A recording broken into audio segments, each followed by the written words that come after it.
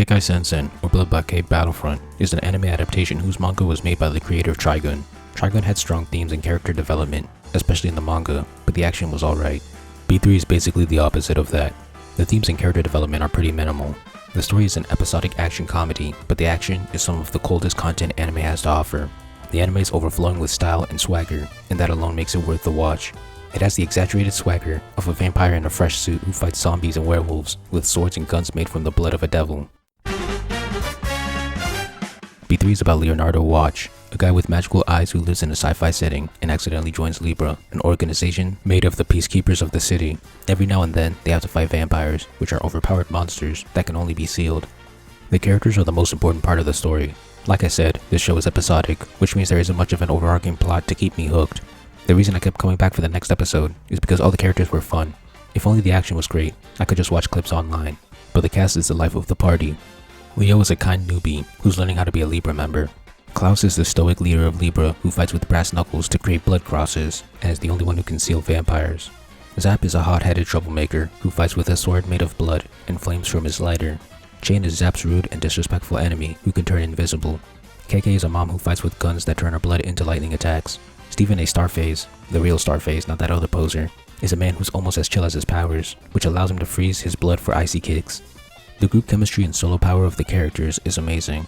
In Season 2, there's a subplot focused on Stephen, and also an entire episode all about Kekkai. Despite being side characters most of the time, they're able to carry subplots and episodes on their shoulders. The episodes are also capable of introducing emotional connections to the characters with their development. The powers that I mentioned are also really cool and create such fascinating visuals during the action scenes. Speaking of action scenes, these scenes are cracked out. Towards the end of the first episode, Zapp creates his blood sword and chops up a monster at sonic speeds, but then it starts regenerating from nothing, so he wraps it in blood wires and detonates it with his lighter. Meanwhile, Leo has to get his gun and shoot a monkey that's opening destructive gates, but Leo uses his eyes to see that the true culprit is a flea on the monkey's head, so he shoots that instead. That probably sounded like a bunch of gibberish, but that's how crazy B3 is. Episode 2 has a crazy epic scene too. Leo and Zapp get jumped, but Leo is kidnapped. While at the hospital, it's revealed that Zapp was using his blood to form a thin string connecting him to Leo, so when he burns the string to light the way, Chain follows it like a hawk. After Libra's butler drives like a menace to keep up with Chain, Klaus pulls up on the enemies with a giant cross made of blood.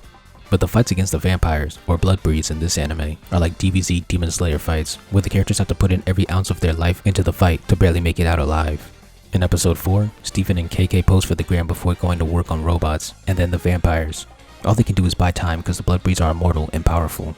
As the Libra duo is on their last legs, Klaus appears on the ceiling behind them and drops them one by one, sealing the main one with their real name.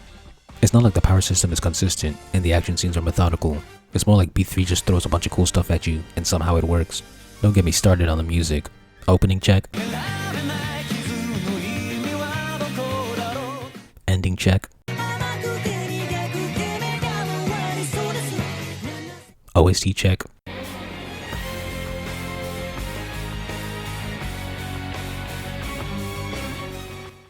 I call that a treble.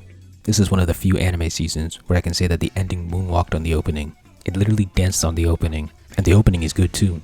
When it played as an insert song at the end of episode 1, that was tight, but Unison Square Garden just killed it. That's actually the reason I watched this anime. The OST is jazzy and filled with the same swagger as the show. It complements the action scene so well. Season 2 has dope songs too. Opening check.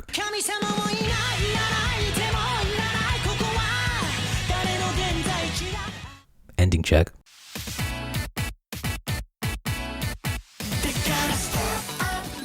Like the fights, the music in this anime is cracked out. B3 has a lot of good comedy as well. I remember loving episode 6 with the mushroom alien who eats hamburgers. In conclusion, if blockade Battlefront was a superhero, he could get beat up like Mark Vincible and the first thing on his mind would be, but did I look cool though? Even his title has swagger.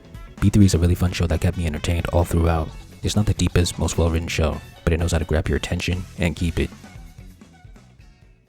Thank you for watching. Please like, comment, share, subscribe, and help me revolutionize the manga industry by buying my manga and spreading the word. All important links will be in the description.